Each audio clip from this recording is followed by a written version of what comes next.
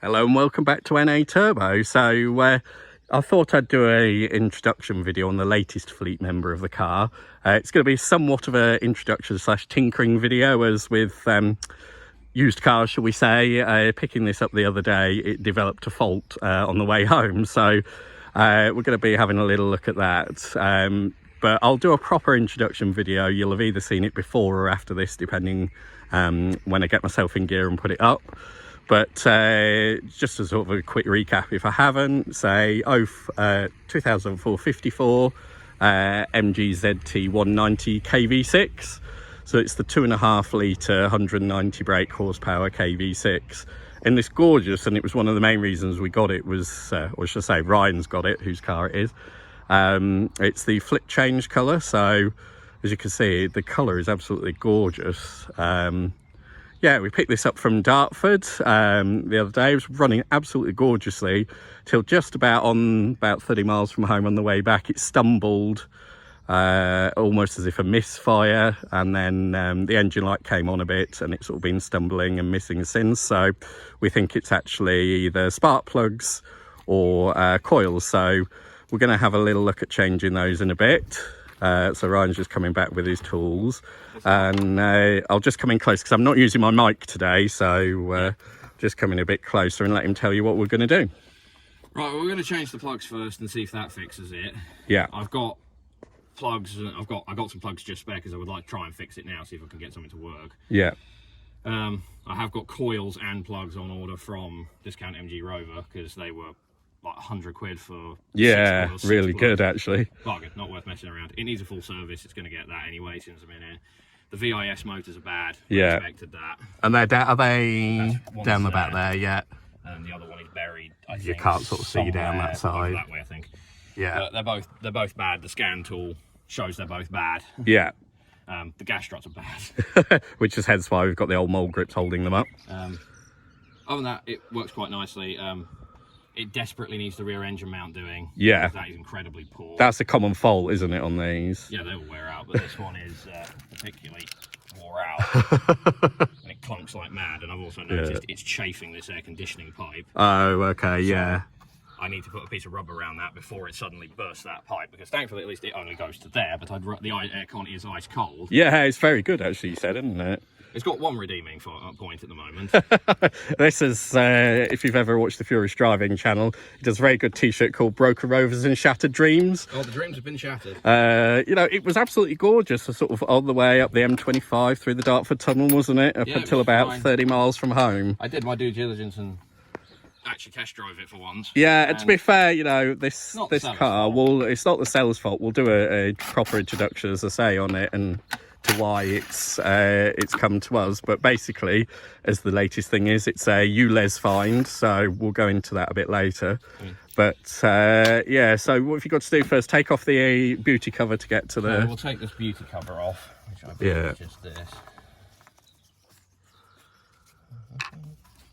I believe it just pops off like that, and that gives us access to this bank then, does it? So fine. So there's the coils. Okay. There. Yeah. And then what we'll do is we'll take because we're going to check the plenum drains on this, which is also a thing to check if you ever have a 75 ZT. Yes. Because what can happen is the drains get blocked, they fill up with water, and then they fry your ECU, which is undesirable to say the least. Yes, but I mean, other than that, this car has been mostly fairly well cared for. Yeah. It's only a 55,000 mile car, so really corrosion-wise, it's very clean. It drives like new, apart from the engine mount, which is 20 quid to fix it. It's not an issue. Yeah. That brought let's go back in. But, other than that, it needs a service. It's in desperate need of a service. It's had its cam belts done, which is the important thing. Yeah, because they are a bugger looking at them down this side. It's just expensive. It's actually easier than diesel to get anything down that side because there's more room. Oh, okay. But it's mainly just. It's had its belts done in 2020, 5,000 miles ago. So plenty of time left on them. Nothing to worry about with them. It's not cosmetically perfect with this paint. It's not bad though, is it? It's original. It's not bad. I didn't want one that was mint because I'm dailying this. Yeah. Someone will probably tell me off for doing that with a car with this paint. But I don't. I want to daily it. Yeah. That's my point. So I didn't want it perfect because it's going to get marked. Yeah. I'm going to drive this thing and I'm going to put tons of miles on it, I hope. Yeah. Once it behaves. This hasn't been the best start, but it's just cosmetically needs a couple things inside. It's the headlining sagged. Project Drive car, which again, I keep saying I'm going to do a video on, but I will actually do a video on what Project Drive is and was. Yeah. It's a Rover thing. It doesn't matter. I'm going to do the headlining. The door guards of the material sagged off of them as well. It's not surprising. So I'm going to do something different. I might put Alcantara on the headliner. Yeah. And just do some of my own stuff to it and make it my own. But it's the spec I wanted, the colour I wanted. The engine, I wanted to get one of these before they suddenly do go, I paid quite good money for this. Yeah. But before they go even further in the silly mode. Which they are going to do, because these are starting to become collectors now. And it goes with my Tomcat, and although it has been a pain in the arse for the first day I've owned it, I don't seem to have much luck with 75s. No, the first one was very good either. Yeah. But oh well, we'll fix it. We'll persevere, fix on. I mean, all the bits I've ordered 2 VIS motors, power and balance, because they're both bad. My scan tool tells me they're both bad. Yeah. They're 80 quid for a pair. So not hugely expensive. And again, just to sort of do a bit of a thing, this is not the seller's fault by any means, because this car was literally, as I was doing a proper video, it's basically done about 500 miles in the last year, was it? I don't think it had ever really done a 60-mile-an-hour road until I bought it. Yeah, and the car lived in, I believe, sort of Barnet area of London, so you wouldn't have gone out on 60-mile-an-hour roads. The seller was very open and honest about the other issues. It was fine. On test drive, it was absolutely fine. It pulled like a train, and it proved it now, because I just took it for a drive when it wasn't misfiring. Yeah. Which I'm hoping we can save the coils, but if we can't, don't care. Yeah. And it pulls well. The motors seem to be partially functioning again. Yeah. So whether they are or not, I don't know, because until I drive it with them actually working, I don't. But again, with sort of any used car, I mean, like the Peugeot RCZ that I bought that's left the fleet now, I paid £5,500 for that car, and then the next year it cost me another £1,100 on top of that. So, you're buying used cars, you're going to have to do something to it. Obviously, ideally, we didn't want to do anything this quickly to it, but it's going to happen. These are old cars now, 20 plus years old. I mean, my Peugeot was newer at 2011, and I still spent a lot of money on it. But we're going to start stripping this down anyway, and come back to us once we've sort of got the plugs and everything out, and we'll figure out these clips come off. But yeah, we'll come back once we've got this bank pulled out, because the scan tool from the misfire codes was these three. Yeah. So I think this is 135, and then it's 2, 1, 3, 4, and then it's the other ones 2, 6, and whatever are up that bank. Yeah. So one of them did have the occasional one on it, but I can't tell if that's a reaction to these cylinders. Yeah. But we'll change those ones anyway. But these three were the ones that were predominantly putting the codes on. There was quite a lot on certain ones of these on this bank. But there's no mixing of anything. It seems perfectly fine, and it starts up absolutely spot. It's very smooth when it's cold as well. So yeah, we'll get cracking on this and then come back to us, and you'll see where we've got to. See you in a second. Right, so you're back with us. So we've started stripping everything off, and I'll let Ryan tell you what we've done so far. Right, so front 3 coils are out, which are the ones that were the misfires, the worst of the misfires, and these coils are original, I believe, because all of them match this. They're Champion coils, but they have an 04 date code on them. I believe that's all original part numbering, and I believe this 13504 is actually their date code, and they all match on this bank. And they, from looking down the back bank, they've all the same logo on them. So I don't think the plugs have ever been changed. I don't think these have ever been changed. The plugs have definitely not been changed, because these are. It's going to be very difficult to get. Where's the camera? If it focuses on my focus. Come on, camera. There you go. Sort of focusing. So you see how worn the tip is. And how rusty the threads are.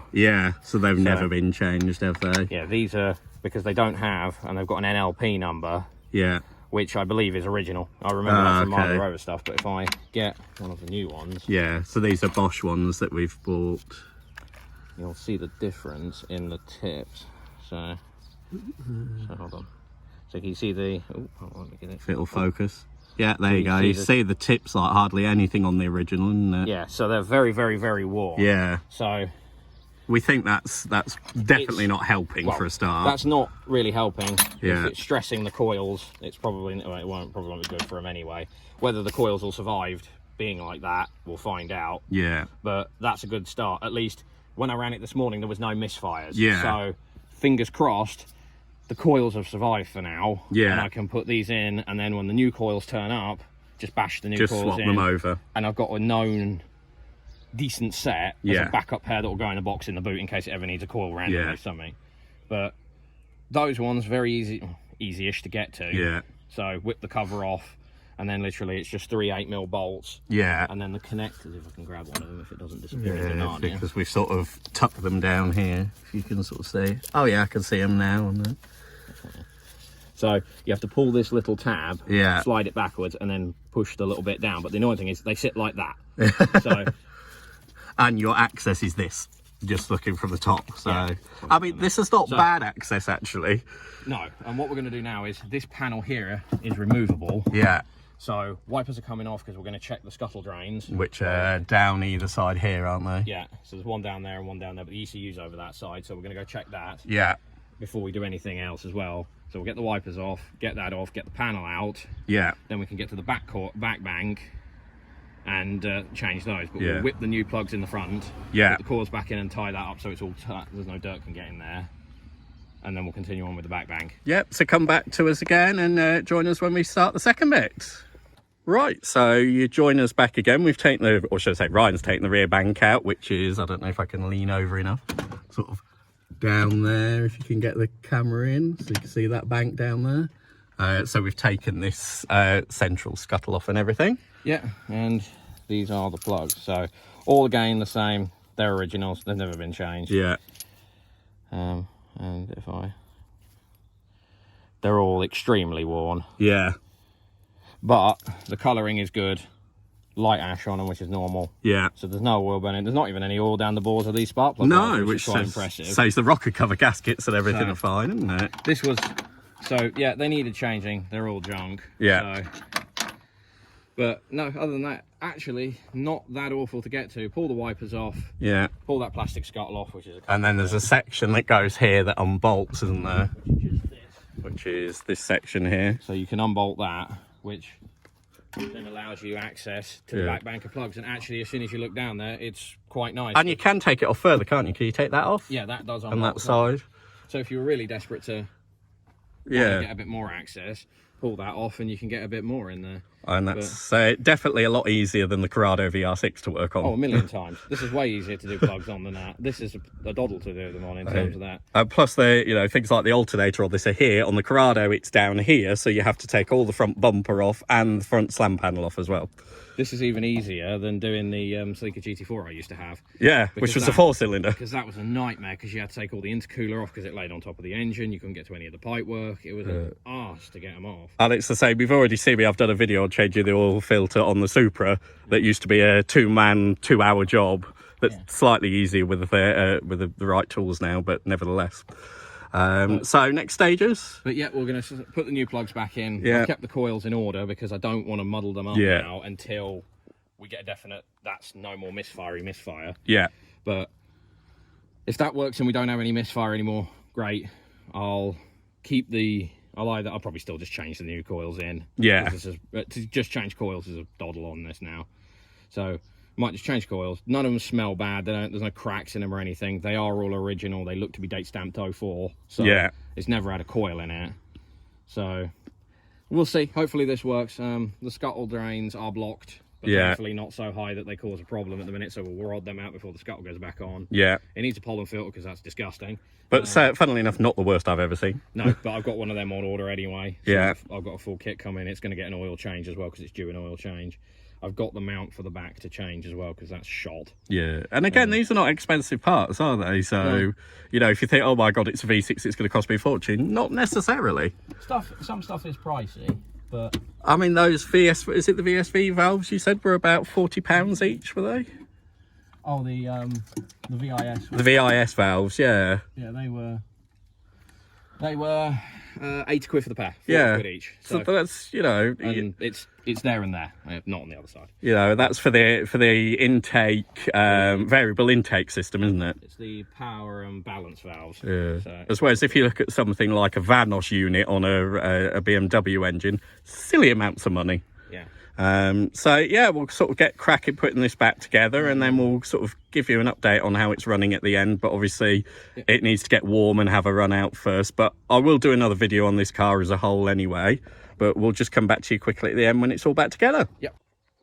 Right, welcome back. So I just wanted to finish this section off. So as you can see, it's all back together now. Ryan changed the spark plugs on the front and rear banks. Ran it up, it seems okay. No misfire at present at the moment, but you obviously need to take it for a run first, just to make sure. So that's what we're going to do now. But yeah, I just sort of wanted to finish this little bit off, and we'll do some more videos on this coming up later on, including a full introduction. So thanks for watching, and do hit like and subscribe.